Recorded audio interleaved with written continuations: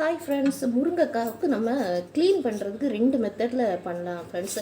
ஒரு மெத்தட் வந்து ஃபுல்லாக நீங்கள் தோல் உரிச்சிட்டு, நீங்கள் இப்போ முருங்கைக்காய் சாம்பார் வைக்கிறதா இருந்தால் அப்படி ஃபுல்லாக தோல் உரிச்சிட்டு இப்படி ரவுண்டாக கட் பண்ணி போட்டு வச்சிங்கன்னா அந்த சாம்பார் வந்து முருங்கைக்காய் எடுத்து சாப்பிட்றதுக்கு நல்லாயிருக்கும். சாம்பார் வச்சு முடித்தாலும் முருங்கைக்காய் வந்து குழையாமல் நம்ம சாம்பார் அப்படி ஊற்றி சாப்பிடும்போது அது பீஸாக கிடைக்கும், நல்லாயிருக்கும். இன்னொரு மெத்தட் இருக்குது ஃப்ரெண்ட்ஸ்.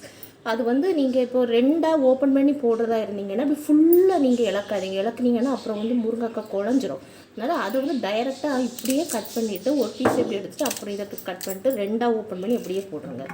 நெக்ஸ்ட்டு இப்படி கட் பண்ணிவிட்டு அதில் இருக்க தோலை வந்து இப்படி ஒரு வாட்டி இப்படி உரிச்சிட்டு அப்படியே 2ஆக கட் பண்ணுங்கள். அப்புறம் இதில் வரதையும் இப்படி எடுத்துகிட்டு அப்புறம் இப்படி போட்டு இப்படி கட் பண்ணி போட்டிங்கன்னா உங்களுக்கு முருங்கைக்காய் வந்து இது வெந்துடும், அதே சமயத்தில் குழையாது, இதுவும் வேகும். சாம்பாருக்கு இந்த மாதிரி போட்டால் நல்லாயிருக்கும்.